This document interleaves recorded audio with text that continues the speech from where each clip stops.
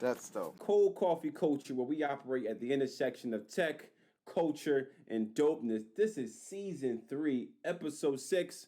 I'm Corey Charisma, I'm and we Joshua. also have Your boy, the Ja- man, the myth, the not so legendary, Josh Codex Lynch. What's up, internet? What's up, people? Thanks for tuning in. We got some things for you guys this week.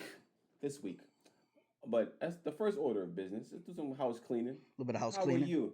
How are you, Joshua? I'll be at the improv comedy on Yo, it seems like every podcaster is a comedian. Like 80% of podcasters are comedians. I feel like the space kind of originated with them.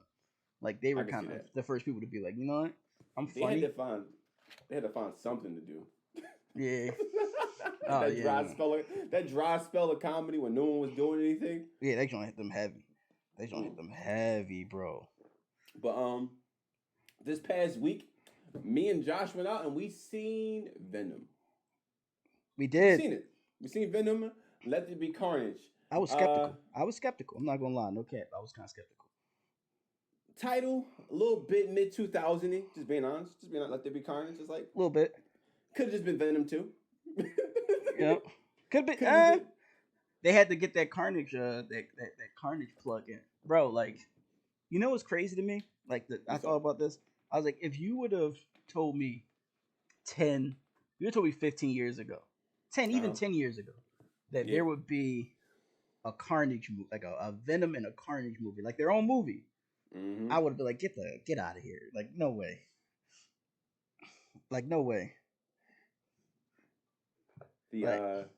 But Josh, you didn't see the first one, correct? I didn't see the first one. This is the first one. So I seen the first one. Josh didn't see the first one. So I was excited to see how, because when I first seen Venom, and like I think how you think a Venom movie would be, right? You think they'll be like, oh, cool. It's gonna be kind of like dark and kind of scary, like kind of horror-esque, and it completely went in the other direction, which was dope. And like, how do you feel about the direction they went into the movie? Like it kind of being kind of like a comedy kind of sort of. I like the version of Venom that they went with, right? Because I think there was like a mean Venom. Like I'm not into. I like Marvel, I like comics and stuff, but I'm not like super into it. I only know from the things I personally experienced that like come across my lap. I don't like proactively go out and read comic books and stuff, right? But I remember being a kid and there was this Spider-Man game on Dreamcast where this is where I first found out about Carnage and the symbiotes. This is probably like 2003, maybe 2004, maybe a little earlier. And you played the Spider-Man, and then the Carnage symbiote takes over like something, and then Venom recruits Spider-Man, and he's like, "I need your help." But like the Venom that's always teaming up with Spider-Man is always like historically funny, and like he has that weird thing like when he's always licking Peter Parker and stuff, and it's just weird Spider-Man out, like he's like obsessed with Peter Parker in a little way. But like in that game, what was so cool is because I always knew Venom as a villain. In that game, Venom was like cracking jokes and like running from Carnage, and like it was one level where he just bails on you. He just bails on you. Like he was like he's like afraid of the red symbiote, and like I mean, of course, that's just the story from the comic book. But as a kid, I didn't know anything about that. But that game was dope because like that's where I started to like Venom, because like he was like he had like an intimidating presence to him. Got some news in chat. So he had an intimidating presence about him, but also like he was funny. Like and him and Peter Parker's like 1-2 was always just really good. You know what I mean? So that was dope. Yo, Charles, thanks for the host. And yeah, man, I liked it a lot. I thought it was a good direction to go with, as opposed to doing the typical Fox thing, trying to make it like dark and gritty, like they did with the X-Men. Yeah, the X-Men. We have so many X-Men movies, and probably got like 2 good ones. 2 or 3. I think 2 or 3. The first Definitely, one? No, I don't like the first one. What? X2, and the first one of the last trilogy. How don't you like the first one? Like the original first one? How don't you? Yeah. Nah, X2, bro. X2, bro. X2, and then you have what is it called? Is it First Stand? X-Men First Stand or some shit like that? Last Stand? Is it Last Stand? It's standing somewhere. I don't know. I didn't like any. I honestly, I didn't like any of those. How about Lies, lies. X Men not a stand? Like now that Dark Phoenix one bad. Apocalypse bad. every Days of Phoenix Future movie, bad. every Phoenix Kinda movie bad. is bad. Like they went back to the Phoenix, and like the Phoenix is the one that like destroyed the franchise. Like Mm-hmm. the first Phoenix movie, it was X-Men 3. Yep. So bad. Like So bad. objectively bad. It's like you killing people off. I'm like, what is going on? It was rushed. And the thing about it, They did Scott dirty. They did Scott real dirty. They did the same thing in the new one they did in the old one. It's almost as if they don't learn from their mistakes. You had like this. Now this is all from memory, people. All my Marvel enthusiasts, give me a break, because if I did remember it, you should judge me because it's a bad movie. Like it was rushed. I knew it was like, I know she turned to the Phoenix. That was a plot, but it also had like the overarching plot that it was some generic default alien that came out of some random corner of space that wanted the Phoenix Force. That had the default the default villain stimulus package, where it's though they got powers but you don't know what their powers are. Yeah. Like you everything. Can't really say it. Like they got everything pretty much. The candy shop of superpowers. It's like, what do you want? I'm like this is bad, and it was quick. You know, like I think they need to understand that like a Phoenix movie should probably be like a 2-part movie. That's a big deal. The Phoenix arc like, is a big deal.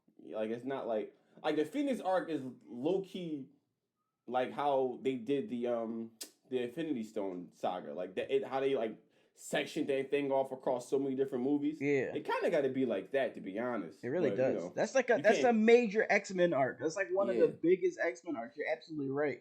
And there's another thing, my man. Like, there's another thing that I feel like they do wrong. If you're going to make a character kill off beloved characters, don't make them a bitch while they do it. That's kind of like true. Don't make them mean. Don't give them an attitude problem, right? Like, it's just gonna make me not like the character. Yeah. You know what I mean? Like, if you're gonna make her like getting more powerful, like she's stronger than everybody. She's like the alpha predator, mutant or whatever, right? Like, whatever. Alpha predator. The alpha mutant, whatever. That's the vibe you were getting from her. Yeah. Right? Like, I'm stronger, I could kill all y'all. Like, my power's under. It's like, give her like, or anyone in this arc, like anyone that has this arc, because this happens across media a lot.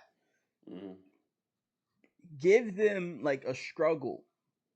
Like, don't just make their struggle, I'm strong. I'm so stronger than everyone. That's my struggle. I need to have some empathy for them. Like, give them an empathetic story. Make them killing people by accident.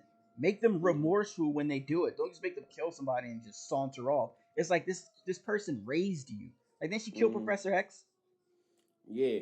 It's like, this person raised you. Like, I don't care if you felt like they lied to you or whatever. They pulled the Dumbledore and like they lied to you, and this whole time, you know, whatever. Like, this person raised you. Like, don't do that. Dumbledore. Yeah. Pull the Dumbledore, bro. Yeah. Dumbledore.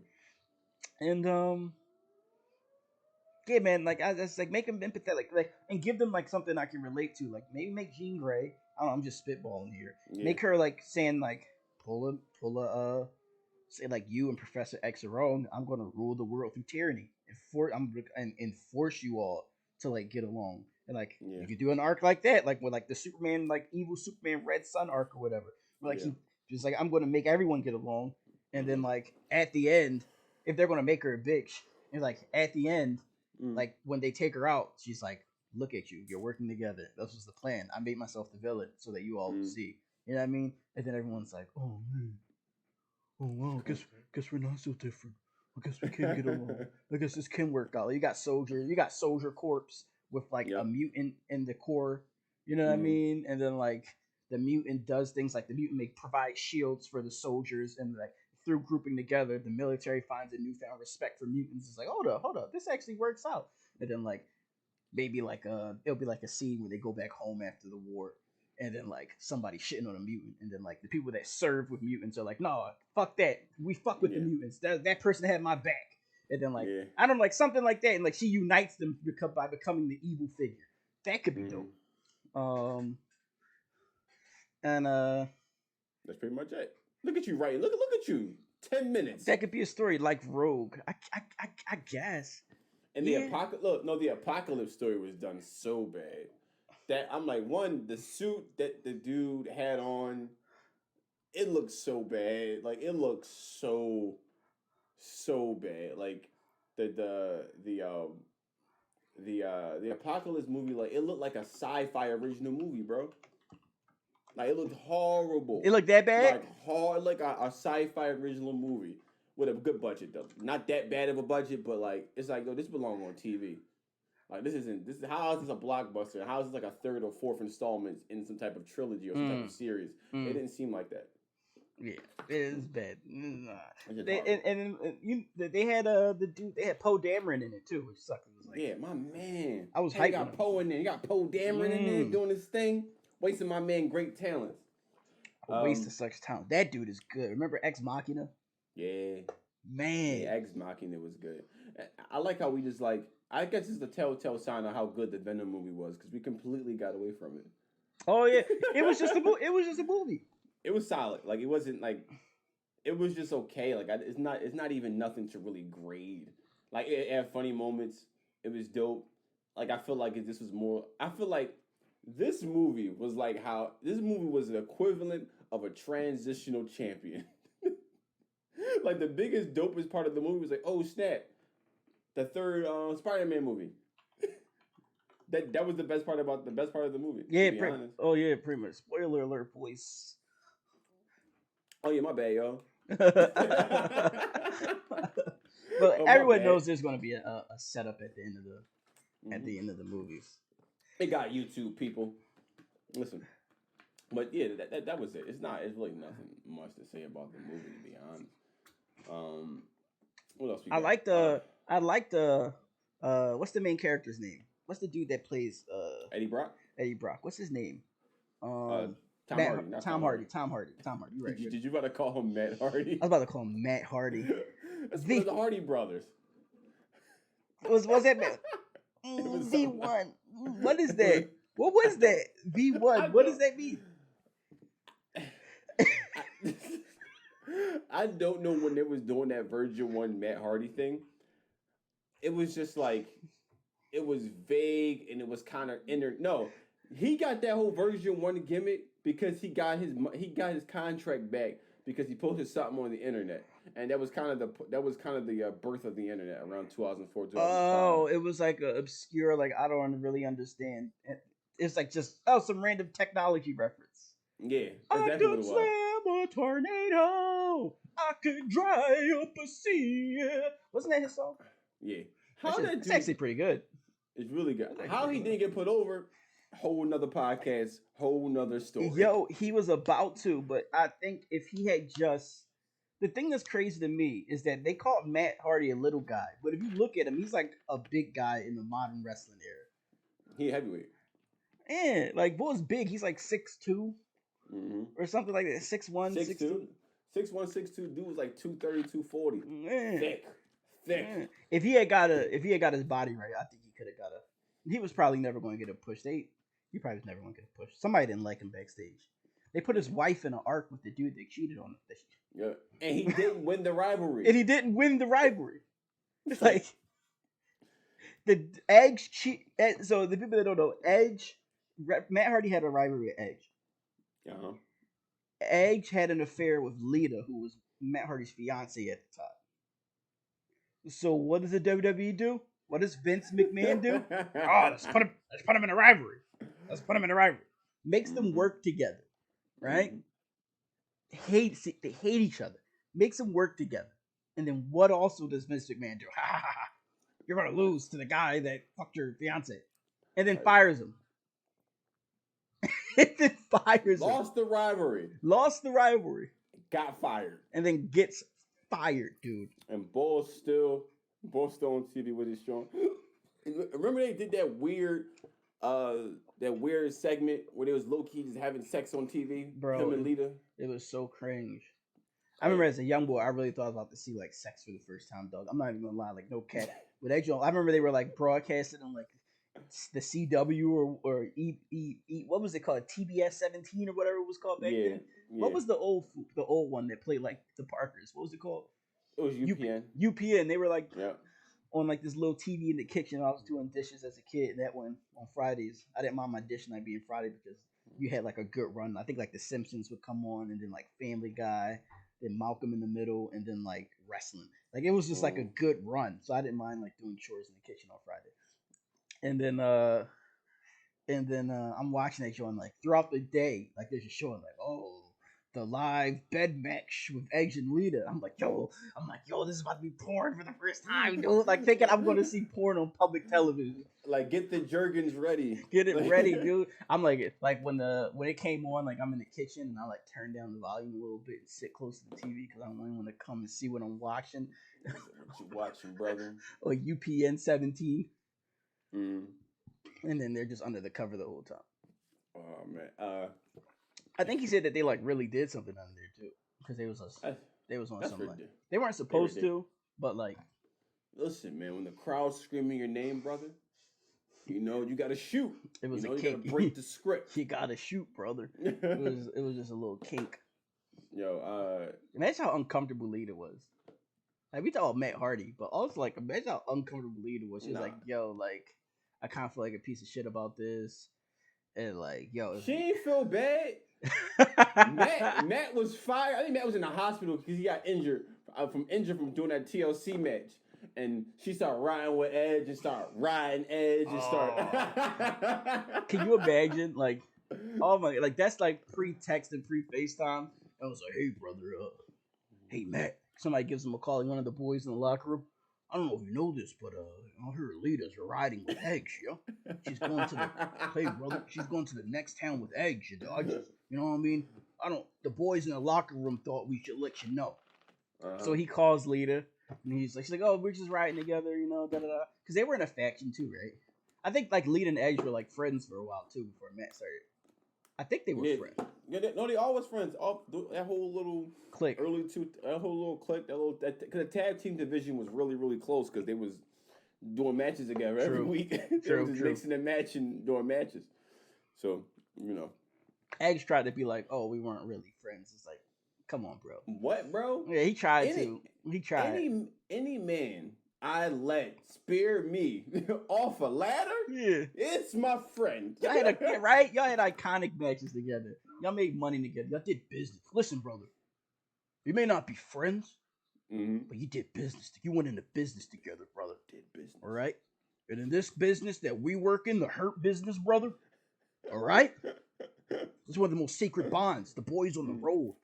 You better not let no woman, all right, come between that. Listen, when I was on the road, going from Utah to Idaho, the classic trail, all right? We did the Oklahoma Ringer, where you go down to Utah, hit Oklahoma, go back up to Idaho, and you go back around. It's called the Oklahoma Ringer, the old Ringer, brother. And when I did the Ringer, brother, let me tell you something, brother. The bond that you had doing those shows, sports bars, clubs, we did gymnasiums, brother. Put our bodies on the line, brother, every night. Okay? Now, I love my wife, all right? But I like the boys. Hear me out. I'm serious here, brother. I love my wife, all right? But I like the boys better, all right, brother? That's all I got to say. That bond on the road is like going to war, brother. Yo, I'm done. It's like going to war. Yo, that's bad. That's bad. That's bad. I love my wife, but listen, I like Josh, the boys better. Talk about the range. You went from Venom to X-Men to mid-2000s wrestling. Who else can do it? No one. Oh man. Okay. So we got You see that video of Eddie Guerrero I sent you? Nah, Eddie Guerrero. That was a pretty good video, Eddie Guerrero. Never mind. He was talking about like passion and like just his life philosophy. It was really interesting. No, I didn't see that. Yeah, I'll check it out though. Yeah. Did not know Eddie Guerrero didn't have an accent. Did not know that. Hold the fuck up. He don't? Not at all. Hold up. You lying. Nope. I don't even think he's from El Paso. I think he's from like Vermont. Hold on. I never heard Eddie Guerrero talk. Yo, no accent whatsoever. I never heard him talk. None. What the fuck? Yo. You never heard him talk like outside of character, right? I never heard Eddie Guerrero talk without doing a promo. Oh, okay, I got you. Never. I never heard him talk without a promo. That's wild. That dude was jacked too. Yo, Dude had like them dudes was big. Him and Chris Benoit. Them dudes was freaks. Eddie Guerrero had super heavyweight arms with a cruiserweight body. No. Right? Built like a Dorito. Like he looked like one of them old wrestling toys. Had a little body and a crazy big arms. I was just like, yo, bro. Built like a Dorito, bro. I'm like, this dude is jacked. I'm looking like he was about like 245, 5'9". Facts. 5'9", 5'10". Crazy. Listen, brother. Listen. I'm trying to look like that. Yo. I'm about 5'12". I can do it. Say that. I want you to say that candidly one day. I think someone won't catch it. Like, oh, okay. Oh, okay. 5'12". I think you're lying. I love like the joke where it was like, no dude is if a dude tells you he's 5'11", he's 5'9", because every sane dude would just be like, I'm 6 feet. Yo, that's real fast. I'm 5'11". Why would you say that? Like you try and squeeze. It's like, yo, you 5'8", bro. Like, you lying. 5'8", bro. No one claims 5'11". You just say you 6 feet. Put some Air Maxes on. You say you 6 foot. 5'11" doesn't exist. Like the 13th floor doesn't exist. I'm like 5'11". Who wants to be 5'11"? You know, no one. That's so crazy. We grew up speaking of the 13th floor. I'm all over the place right now, boys. I got a lot of coffee myself. Just had an apple spice. You gotta excuse me. I'm all over the place. My plane is firing off right now. Woo! But all cylinders, people. And you know what's crazy? We grew up in the projects, and I remember watching a video where they were like, you know, no building has a 13th floor because it's an unlucky number. Mm-hmm. Right? So I go. It's so fucked up. Like I go to our building in the projects, and I just bring the elevator to go look. I want to check. It was like YouTube. This was like when we just discovered YouTube for real, like 2010. And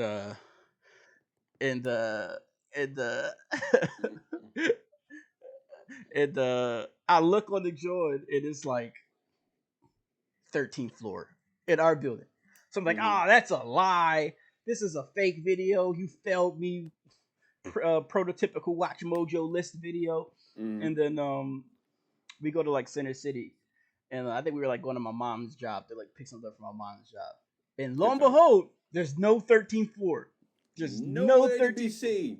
Nowhere to be seen. Go to other apartment buildings that aren't in the projects. No 13th floor. So somebody made the conscious decision to be like, niggas live here. Put a 13th floor. I hope they die. I hope the building collapses. Put a 13th floor. It's like, we need to put one. Put one. Fuck it. It was like, hey, or it was a mistake. It was like, hey, boss, you know, this is a 13th floor sticker. Are we gonna, you know, do the thing where we get rid of the 13th floor? Did you already put it down for the blueprint? Listen, it doesn't make sense. They live in the projects. How much more unlucky can they get? Oh, that's horrible. That's horrible. How much more unlucky can they get? Like, come on. You gotta do the Twitch lol mute. Yo, speaking of wrestling, did you hear your man, yo? You heard your what man? Happened? You heard your man? Your man out here dropping the people's elbow in the 16. Oh my god. You heard your man? Yo. So The Rock is apparently rapping now. Apparently. I'm not going to say he's rapping. He did a verse on a Tech Nine song called Face Off. Right? Uh-huh. And it sounded like how you think it would sound. People, it sounded that way. And I'm taking my backpack off. My backpack is off, people. I'm not coming at this with some mid 90s mid to late 90s lens. It wasn't bad. It was okay. It was okay. But it's the fact that The Rock did it, which was dope. And I think it's like trending to be like a #1 song or something. It's ridiculous. Oh, no. That dude literally can do everything. He can do everything. Because it wasn't bad. He sounded like all the dudes that The Rock will... How can I say this without offending anyone? The Rock rapping sounded like the people that you think The Rock listened to when he say listen to rap. Outside of iconic songs like... Oh, no. Outside of like Juicy and things of that nature that everyone loves. Like he sounded like a dude that liked Tech Nine. Oh, he did. He did sound like it. He sounds like almost every athlete that tries to rap. He do. He said Black Simone in my veins, and I forgot. I forgot some shit. It was just like, yo, Rock, you husky as shit. You need to stop. Stop, dog. I don't understand. Like every time someone that's not a rapper tries to rap, name the athlete. Yeah. It sounds like that. Yep. It sounds like that. It's funny. Everybody want to rap, yo. And I get it. Every rapper wants to be an athlete, and every athlete wants to be a rapper. That shit dope. It's symbiotic, some might say. I don't know how they do it, but it was dope, though. And I don't not like it. It's on my workout playlist. It's on my workout playlist. I like it. It's definitely my workout playlist. Like I'm definitely gonna listen to it because Tech Nine makes work. Tech Nine makes he makes workout. I think that's The Rock's favorite rapper too. It is. He's usually playing his like. Remember when he was doing that rock clock thing? He called him the GOAT. I said, all right, relax, bro. Relax, bro. Relax. Hold on. Just relax. Hey, that's your friend though, so. That's your man. That's your man. So listen. Out of all the rappers to befriend, I'm just saying. Listen, someone was like, "Who's the greatest podcast partner?" I'm like, my guy right there, Corey Charisma. There you go. #1 GOAT. Kudos to you, Rock. Kudos to my man. That's your man. That's your man. You got to listen, putting this man over. He did the job. He did the job for his guy. He laid down for his guy. He laid down for his guy. 1, 2, 3. Joshua. If The Rock gives Tech Nine his first #1, Yo. I don't even know what to say at that point. It definitely is. If The Rock gives him his #1, The Rock's star power is ridiculous. Whereas though it transcends no matter what he's doing. It does. No matter what The Rock does, is going #1. That's ridiculous. And the fact that might happen, I had nothing bad to say about the song. Did that one weird song he did go #1? With the random indie rock chick on the chorus. Yeah. I think was it called like Silence or like something? I just know he had some stuff on his face and he was acting crazy. He was like, oh. Like he was rapping like Hobson, like it was like a Hobson video. I hate them. I'm not going to get you started on Tech Nine. I'm sorry I brought him up. I'm not. You said Hobson. I can't. I just can't with Hobson. Face Off. No, it's called. What was it called? Biggest song. You just gonna type in Hobson biggest song because he could never have another popular song other than that one. I think it was called Face Off actually. I think it was because we were laughing at it. We were like making fun of it. What is it? Actually, I have Spotify. I was typing Tech Nine. I mean, but Tech Nine's dope though. But yeah, he has he understands how to put together a rap. I wouldn't say it's like hot or anything, but like he understands how to make like a formulaic rap song. Like he understands how to rhyme and do wordplay and like double entendres and stuff. I wouldn't necessarily say it has any impact. A lot of people are like that. And he make a bunch of bread. Like he's kind of like in that little gray area where it's like it's rap, but it's kind of like I don't want to say wrestle rap, but it's like wrestle rock rap. If that makes any sense. Yeah. It's like fringe, but it's at the cusp of like pop culture. I've been hearing Yeah, about him since I was like a kid, dude. Like, was he around with Ghostface in him? I feel like I've been hearing about that. I've been hearing about Tech Nine for a long time. I wouldn't be surprised. Like, I would always hear him in the same vein that I would hear. It would be like Tech Nine. I would hear Ghostface, and I would always hear what's the dude named Mad Villain? MF Doom. Yeah. In Dudes. Doom and shit, like Scarface. Like I always hear like those motherfuckers in the same light.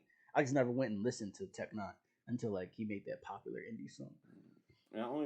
He's only one of those people whose pen you're supposed to respect, even though like no one ever listens to his music like recreationally. But you respect his pen. It's because a bunch of dudes that you do listen to and respect and be like, no, Tech Nine bull, and you be like, I take your word for it. It's like I take your word for it. I take your word for it. And like people, and like a lot of people, the same people that listen to Tech Nine are the same people that like to argue. Yeah. So like you're like, true. I don't know, I'm not going to sit here and argue with you about Tech Nine. So boy, hot, sure, just shut up. Yeah, leave me alone. Like that same pseudo intellectualism where like they like to argue and like assert themselves in like debates. Like, and it's like I'm not sitting here fitting a debate with you about Tech Nine, bro. Like it's not even like debatable. It's like get the fuck out of here, yo. Like certain things you gotta be like, what? Tech Nine, no one knows, because no one knows. Yeah, that's kind of a red flag. I'm just saying. Yeah, like when people say like Black Thought is the greatest rapper, I'm like, yeah, give me a quotable. Nope. And Black Thought, are these like your favorite rappers kind of thing? Yeah, that's pretty accurate. Yeah, that's what it is. It's like you know what it is? It's the high art of rap. Yeah, it's for enthusiasts only. Yeah, it's like highbrow, high art rap. Like you have Picasso's, you know what I mean, and like you have like famous artists and Jackson Pollock or whatever his name is, right? Mm-hmm. Like you have that art, and like it's the greatest art ever. But like you much rather watch you much rather like look at a comic book. Mm-hmm. You much rather look at like a drawing of your favorite original character, or a drawing of like a really good picture of Goku, or like a really good you know what I mean, or like a really good Spider-Man picture, like someone draws Spider-Man really well. Like you much rather look at that. You're like, I'd rather watch that and like look at that, right? Or like look at a mashup, like some normie deviant art stuff, right? Of things that you're interested in, because it's actually like not intimate. What's the word I'm looking for? It's actually you can actually relate to it. But that's a Jackson Pollock. Yep. That's a Picasso, right? Yep. Like you'd be a fool to say that the fucking dude Titty Slayer 91 on DeviantArt who draws like really awesome like female versions of Spider-Man with big tits and hips. You'd be a fool to say that that's better than Picasso. But you're gonna look at big titty Spider-Man before you can look at a Picasso. That is true. It's kind of like that. True. It's kind of like that. You know what I mean? With like Tech Nine and like, you know what I mean? And Black Thought. Like I'm not gonna go listen to Black Thought. You know what I mean? Like I'm not gonna. Come on, it's Tuesday, nigga. It's Tuesday. Like I'm not gonna listen to Black Thought. Come on, it's Tuesday, bro. Yeah, I'm about to go see a chick. I'm not gonna go bump some Black Thought. Like I just got out the gym. I'm not gonna listen to Black Thought. I'm about to numb with the kettle like from the Ukraine. Yeah. Let her running out of few frames. The spiritual synapses is on the attack. Yeah, oh my god. Okay, I bro. Can't. Yo, I can't. Listen. I can't. It's just what it is. But it's great. Like it's a Picasso. Like Black Thought is Picasso. That's true. You know what I mean? He's Hemingway. Mm-hmm. I don't want to read Hemingway. It's Tuesday. I'm gonna go read fan fiction about Sonic fighting Spider-Man. I'm being ridiculous. Speaking of Sonic, not all fandom is created equal. I feel like people judge people within the nerd community. The worst. Judge people who like Sonic. It's the worst fandom. It's like, why do you like Sonic? It is a horrible fan base. Sonic. Dog. You know, bro, like, oh man, dude, I got Sonic fandom stories, bro. Like, Sonic. Cause it's weird, because it intersect, like, it's like kids that intersect with furries that intersect with like not knowing how to communicate and like antisocial. So it's such a weird space, dude. I remember like when Google Plus was around, the Sonic community was like really big on Google Plus. And I think because like a lot of kids had Android phones. And I remember like people on Google Plus just roasting the Sonic fan base. Like just roasting them, bro. And like there was this one where it was like they would draw original characters and like write stories. And like someone was like, "This is my original Sonic character," and it was like a female Sonic with like really obscenely big tits, and like was like silver in hair and like the skinniest legs. So like the person, like I was obviously a kid because they were just fixated on tits, but like they didn't understand like ass or hips, so it was just like really bold. And then like this is my original Sonic character. Her name is Darla Harrington, and she's actually Sonic's sister, and so she's actually Sonic's sister, and like all this other stuff. And then at the end is like, and like she hates Brad Tavington because he's a jerk and always bullies Dan. I'm like, Brad Tavington, dog. It Who was the just hell is Brad Tavington. Who was that? it was like the original character's name was like Darla Harrington. It was like, this is my Sonic character, Darla Harrington. It was just like, it was clearly the girl that this kid had a crush on, and it was like all this stuff that was like completely fit Sonic lore. She could move at the speed of sound. She broke the sound barrier. She fought the chaos, whatever, da da da. You know what I mean? And then at the end, but she hates Brad Tav. She hates Bradley Bradlington because he always is a jerk and he bullies Dan. And it's like, well, Dan is obviously the kid that drew this picture. He's like, yo, Dan going through it, yo. Yo, they would just self-insert themselves. It was so weird, dude. It was so weird. I remember just being in tears, just watching people roast the Sonic fandom. It was the funniest. Like, they would just find this, and they wouldn't even crack. You wouldn't even crack it. You didn't even have to say a joke. You would just find it and then just post what they posted. You didn't have to say anything, and it was just hilarious. The post was the joke in and of itself. You didn't have to do a setup or anything. It was just like, it was so cringe. It was so cringe. That Sonic community is terrible, dude. It's toxic. It's horrible. It's hilarious. Oh man, I can't. I really can't. If I ever have a kid, I just hope they're not a weird Sonic kid, dude. Like, just don't like Sonic. Please don't like Sonic. Just don't like Sonic. I remember being a kid. I remember thinking like the Shadow character was so fucking cool, and like the fact that he wore like hoverboard shoes. I'm like, yo, in retrospect, that shit's fucking dumb. Like, it looks so. Isn't that low key kind of cheating? Like, isn't it just the shoes? It's not you, bro, because you're not propelling yourself. Shadow was hard, bro. Put some respect on my man Nate, dog. When Shadow had when I seen Shadow with a Uzi, I knew it was over. Yo, what was that? He had a Uzi, like he was in a motorcycle.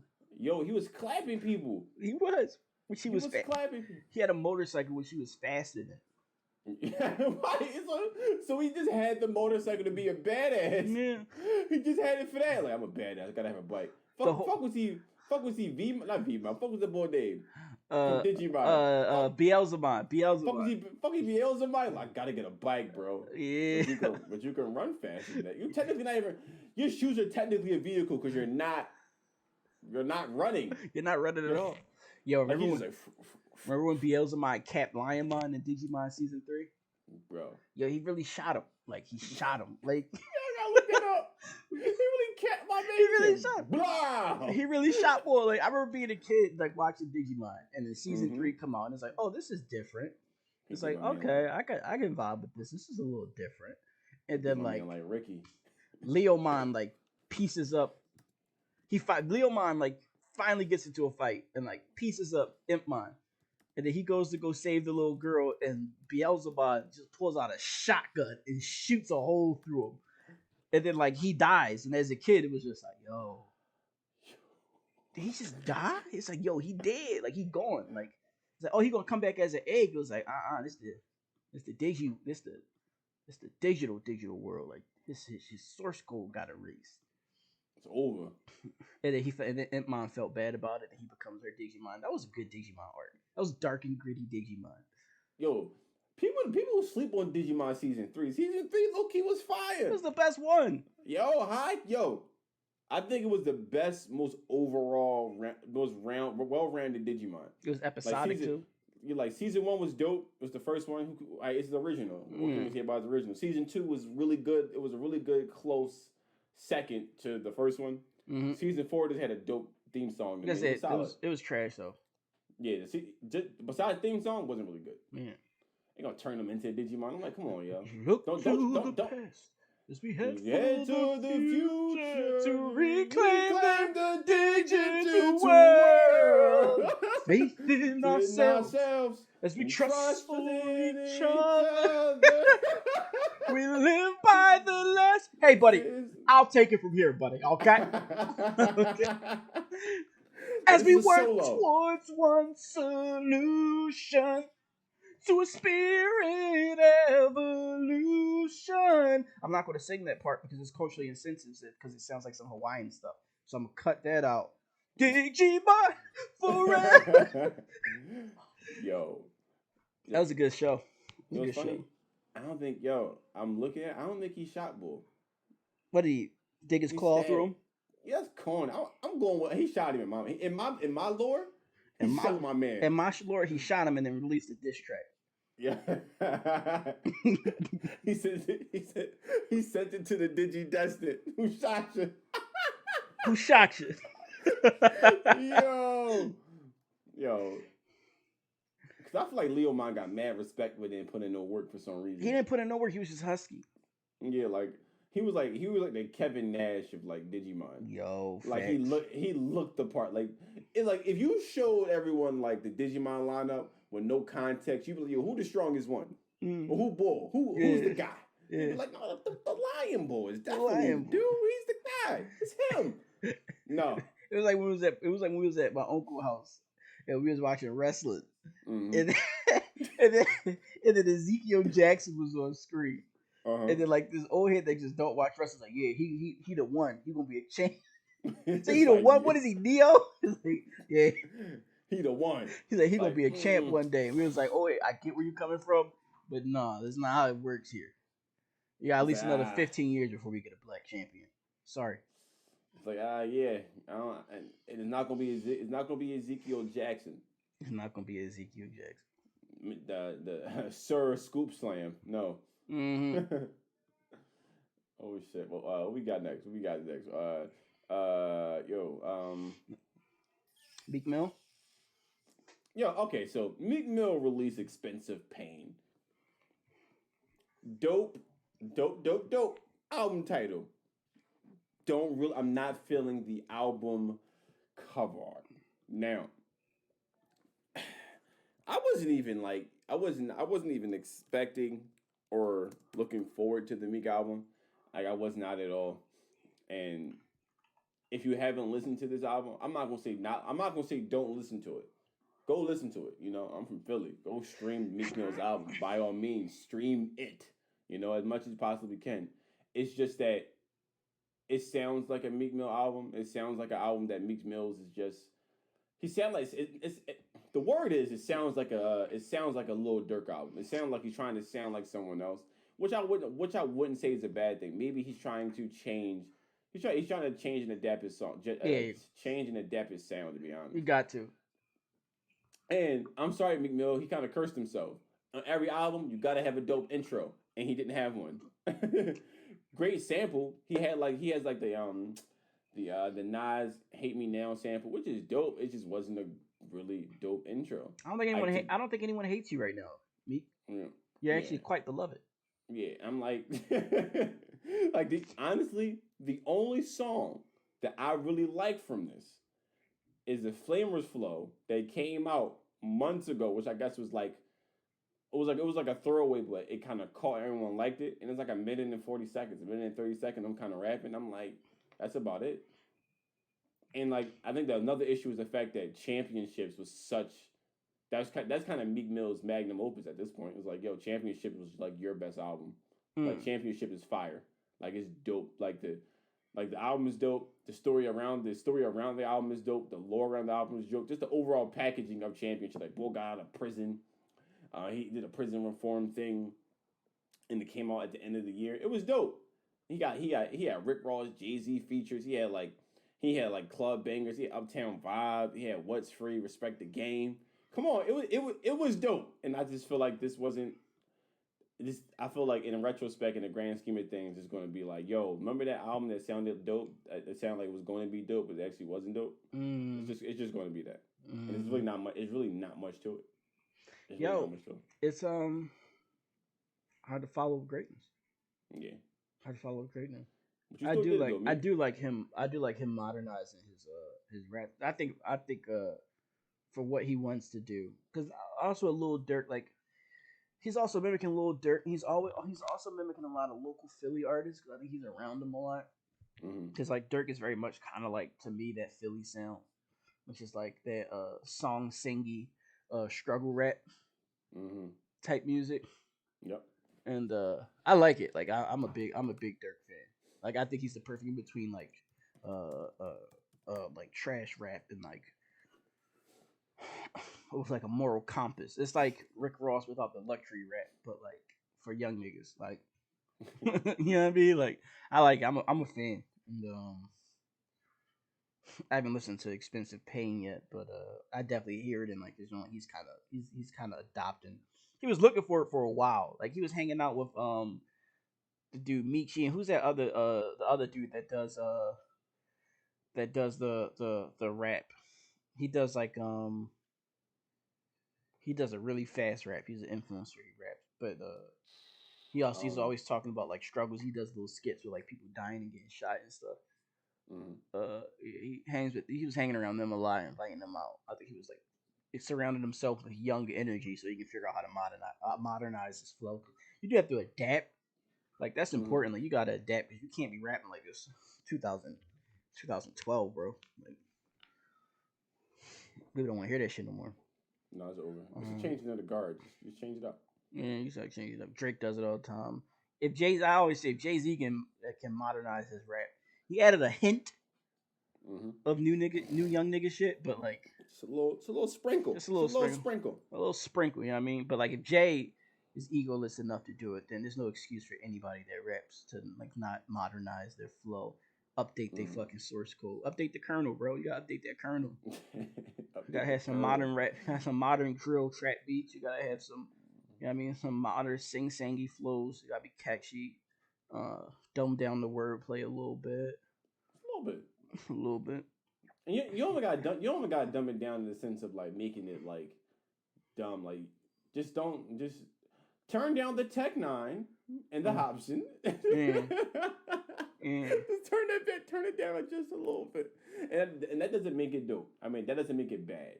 No, it's like people don't really care about like double and triple entendres anymore. Yeah. People kind of just care about. Maybe people feel something. Yeah, people just want to feel emotion, and like you know what I mean. And I think that's a part of that is due to like the isolation, and like it's kind of parasocial. Like you hear a little Durk song, and like you feel that shit. Like he's talking about his real life experiences. He's talking about things people can relate to. He's being vulnerable. He's talking about killing his best friend. I'm kidding. Yo. I'm kidding. I saw some like it was some conspiracy saying he killed his man. I forget what was the boy name. Little Durk homie. What was his name? I don't know. I think he died. Right? He died. He was in an interview with them. Rest in peace.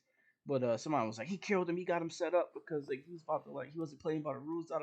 He had to kill his best friend to get in the Illuminati. I was like, what was this nigga trying to unlock the Mangekyo Sharingan? What are y'all talking about? He was trying to unlock the Mangekyo Sharingan. Yeah, like y'all treat life like it's an anime, bro. Like relax. He said, I'm done. He said, what? He had to unlock the Mangekyo Sharingan. Right? Like, what are you talking about? Like, no, I'm done. This homie was in some street shit and got caught up. Like, that's what happens. Like unfortunately, that's just... he got killed by a clout chaser. What else was it? I think they. Yeah. Never mind. I'm not getting into that. I go down rabbit holes sometimes. I get sucked into some. When you watching, you was watching them. You funny, yo. Yeah, I get sucked in the rabbit hole sometimes. I be up. I'm a night owl. I played Far Cry 6, dude. Oh, you finished it? Not finished. You played enough of it. I don't like. I played enough of it. I don't like Far Cry's gameplay loop. Like every year, I try and play Far Cry, man. But that whole sandbox open world, like, hey, here's the main villain who's really good. Like they always have really good villains. The chicks from the two twins from Far Cry, I think it was 5. I don't think it was New Dawn. I think it was just Far Cry 5 or something. The two black chicks, they were dope. Like I was excited for them. And then like you get introduced to the villain in the beginning, and then like they were awesome. The new dude is played by Giancarlo Esposito, the hand cannon old head from what was that show called Revolution? Why don't I know his real name? And I know him as that. I love Ohead, but I don't know his real name. That's the hand cannon Ohead. You know what I know him as, and I'll never What? forget that role. The villain in Fresh. Remember that movie Fresh about the young boy in Chicago, and the little he was talking to the girl on a basketball court, and she got shot through the neck when they was playing basketball. You never saw Fresh? I don't think I did. Yeah, he was like a Latino drug dealer. It was this black young boy, and like it was just going through his life of like being in the hood, and like he was really good at chess. I didn't get this when I was a young boy. I did not get this when I was a young boy. Like it was just like a struggle wire type hood movie. And like Giancarlo Esposito was the villain. He was like young and lean though at the time. Like he was like a young fit boy with a jerry curl, like a curly Spanish thing going on. And he was obsessed with the young boy's sister because she was like a hood gem. And he got her hooked on like drugs and stuff, and they was just being trashy, like on some low tier kingpin drug shit. But the young boy was a drug runner for him, and it was the young boy. I think it was the same young boy that played the young version of the dude in the wood. It was like him when he was a kid. Okay. Yeah, the young version of the main character in the wood, and I just remember being so scared. Like he was because he was so unstable. He was like a drug kingpin, but he was unstable. But he was smart, but he was unstable. And it was Giancarlo Esposito. Like he knows how to play a character. Like the dude. And I was a young boy. It was the scariest villain I've ever seen. Like I remember watching that show and my heart racing because he would be interrogating that young boy trying to figure out what's going on. Because I didn't realize at the time, so I went back and watched scenes. The young boy's dad before he died taught him about chess, and like the opening monologue was like the king is nothing without his queen. He was like attack the queen because if you take a man's queen, he starts to lose the battle because he doesn't know how to recoup after losing his queen. So the whole movie was the young boy because I kept wondering like the young boy kept I thought the young boy was dumb or like just reckless because he kept doing stuff that was like potentially going to make Giancarlo's character mad. Like he was telling like other gang member stuff and setting people up and da da da. But I went back and watched it. He was playing chess to get rid of Giancarlo. And the dad was telling him that the most powerful piece on the board is the pawn because nobody expects it. Yeah, nobody sees it coming. It was a really like solid like philosophy behind the movie. And then the last scene is like the sister is like in the room. She's getting beat by a boy, and the young boy's in the house, and then like the cops knock on the door, and the whole setup was him getting the cocaine into Ohe's house. So like Giancarlo looks back, and the young boy like look up from under the bed and just stare at him, and he's like, "What the fuck is he doing?" But he don't. He's like the cops are in the house, and then like the cops come in, da da da da da da, and then he was like, "It's coke under the bed." And Giancarlo never had anything around him. He was smart. The young boy set him up. It was just so that the whole movie was him systematically taking out his power structure and causing him to like he caused young boy to escalate a gang war by like telling him that his sister was cheating on him. And he was like, she said that like you'll never be like him. He'll never do it. But he was making a gamble because he figured that Ohe was obsessed with his sister. He'll probably just beat her but won't kill her, which Ohe didn't do. So he just beat her and didn't kill her. So the young boy took that L.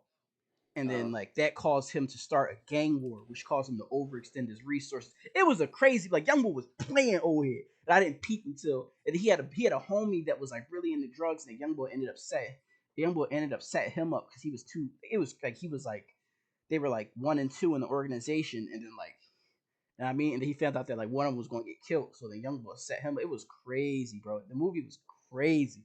It was a crazy movie, but it was scary because it was like some grimy wire hood stuff. It was a young boy. When you're a young boy, you see that, some stuff I wasn't supposed to be watching as a kid. But that's neither here nor there. Good movie. Neither here nor Neither there. here nor there. Giancarlo Esposito in this villain, he's like in Far Cry 6, he's like a despot in Cuba, in like a fictional version of Cuba, and he rose to power because he created the cure for cancer. So now like he just has all this money, all these resources. He's like trying to enslave the people to make them. He's always talking about like true Yadins and stuff. Ohead is tight. Like Ohead is a really good villain as always. But his son, he's grooming his son to be the next John. But I think you're the revolutionaries. I think like the son doesn't want to do it, so they're trying to like turn the son against the pop. You're trying to get you kind of help the son overthrow his dad and be a better leader. But it was a really good scene. Like the young boy was trying to escape, and Giancarlo comes down on a boat and like catches him. Like they stopped the boat because they were trying to go to Miami. And then he goes on a monologue about catching and releasing fishes. And then one thing that I really liked was like he yells at his son. I was like, Diego, come here, because Diego was trying to hide. And he was like, please, you gotta let these people go, Papa. I don't want to do this. Let them go. They can be good workers. And then Giancarlo was like, truth or lies? Truth or lies? Yeah. And then Youngboy was like, truth. He was like, they could be good workers. It's like they could help rebuild Yada. It's like, but if you wanted these people to live, you would have never got on that fucking boat. Like it was just good. Like, shit. But the thing that was good about it was like he was teaching his son. He's grooming his son to take over. But he was teaching like I like the concept of truth or lies, right? Like, cause that's like a cool, like it's like a game between the dad and the son. It's just so happens that his dad is a fucking despotic, tyrannical dictator, right? So he's like truth or lies, and then like he in that moment he teaches his son, like the boat could have left for Miami. People leave for Miami every day. We don't give a fuck. But there's consequences to your actions, and now these people are gonna die.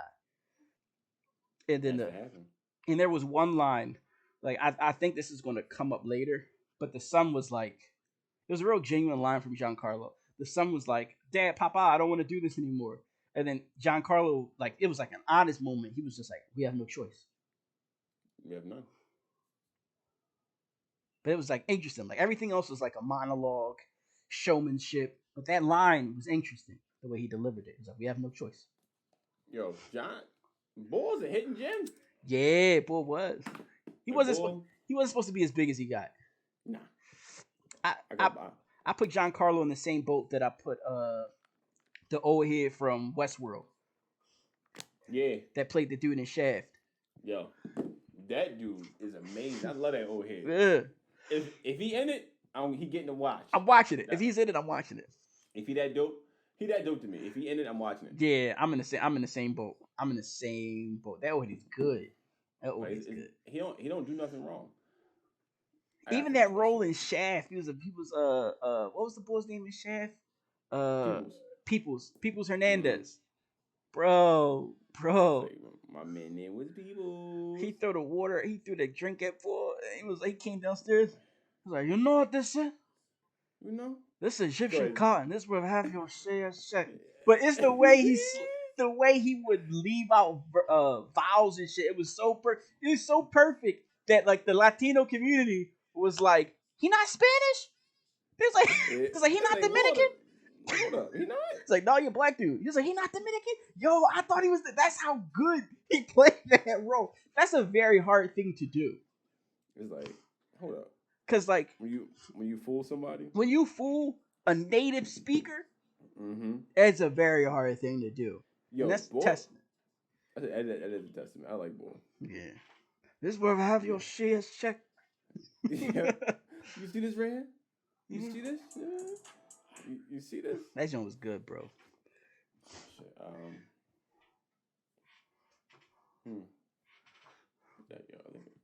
That's it? How shit just go? Hold up. Yeah, I think that's it. That's a wrap. Listen, people. It's been good. Thank you It's for been joining dope. us. We had Thank you for joining us. we had a max of 5 people in chat. That was beautiful. Shout out to y'all. Shout Y'all out want to something y'all. from the store? Y'all the real one. I'm out of the store. Y'all want some? Y'all want something? What The is this? same 5 people that be in the chat. Y'all want something from the store? I'm about to go. Where your clothes? Thank you for coming to my podcast. Where your clothes? But thank you guys for listening. This was episode 6, season 3 or 2. Hold on, season 2. Hold up. No, season 3, episode 6 of Cold Coffee Culture. I'm Corey Charisma. I'm Joshua Codex. See you soon. Talk to you sooner. Oh, social links. You can find me at twitch.tv/games and goals. You can find the YouTube channel at Cold Coffee Culture on YouTube. Yes, sir. You can find the podcast. And we are on Spotify. We are on SoundCloud. And we are on DSPs. iTunes. Apple. iTunes. Hey, Poppy. We're legitimate Poppy. Hey, that's the real thing, Poppy. That's the real thing, Poppy. No, we're everywhere. We're on Apple. Everywhere. We're on Apple. You see that iPhone? You're going to find me on that, bro. I'm there. Whatever you need, Poppy. Yeah. Whatever you need. iTunes, Apple Music, fucking SoundCloud, bro. Title. Everything. T-Dial. We're on T-Dial.